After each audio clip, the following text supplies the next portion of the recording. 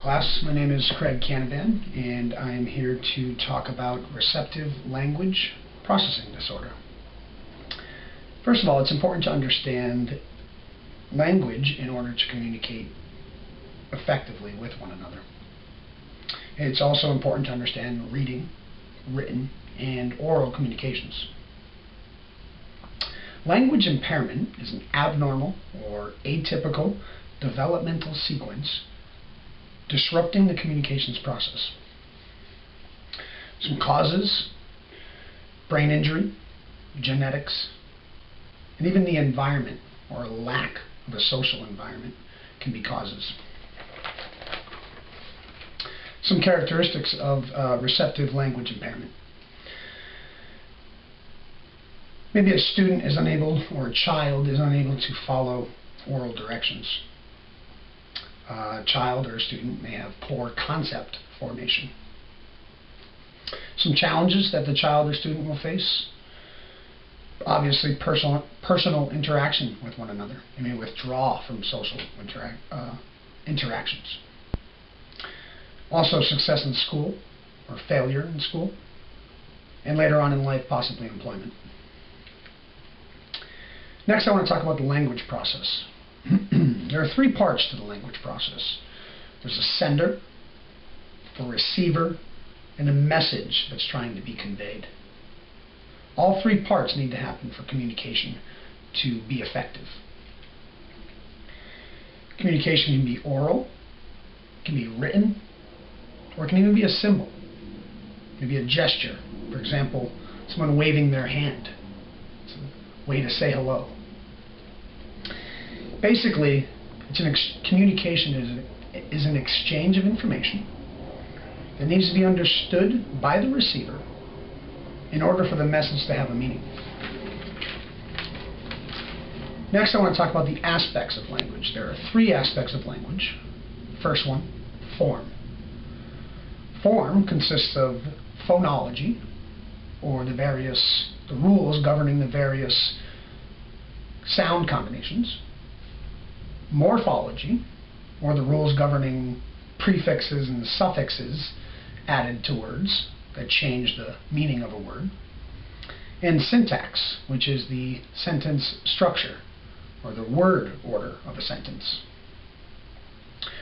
The second aspect is content, or the intent or meaning of a sentence.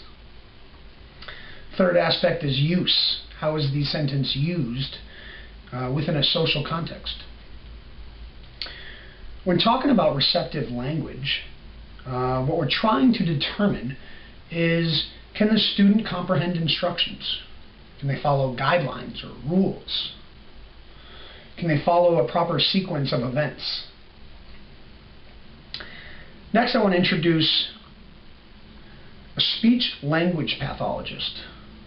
The SLP, or speech-language pathologist, is a person who would be contacted to help assess or test individuals, children, that we feel may have a language impairment.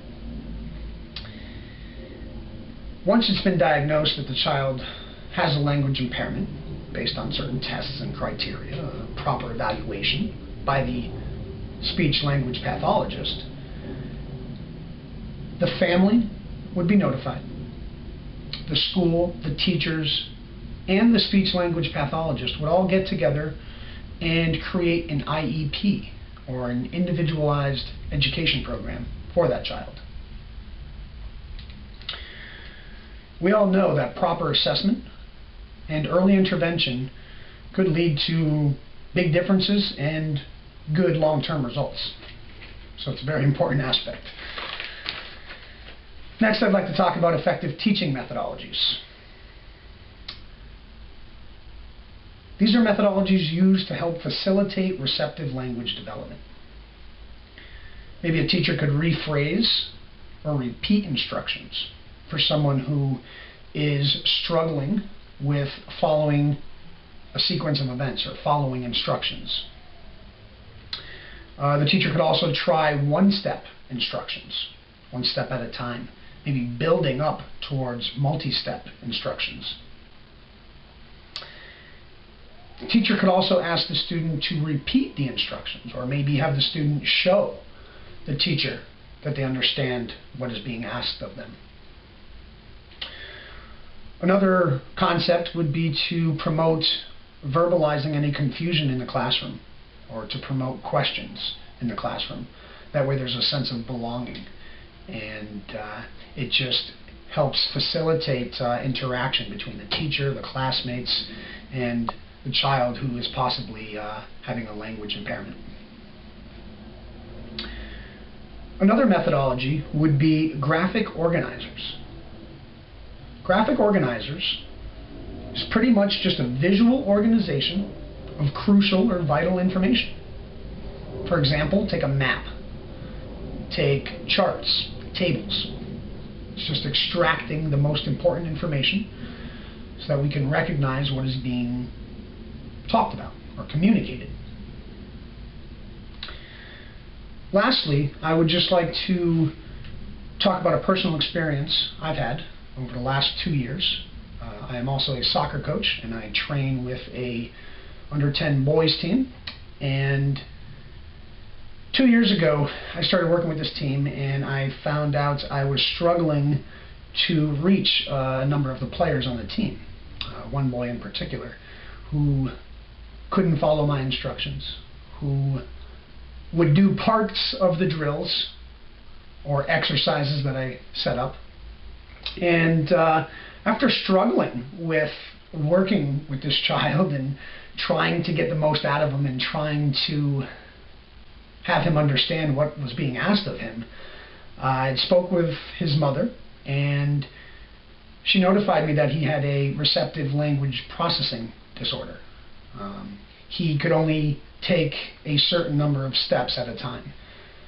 So, working with her and working with the child, we came up with a few effective teaching or coaching methodologies that we put in place, and now the child is experiencing some success.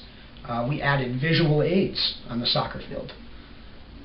We use magnetic boards to show where the movements should happen on the soccer field. We've used video of the games or practices to show the boys what they need to be doing or where their shape should be. We've also used positive reinforcement with each step or each skill.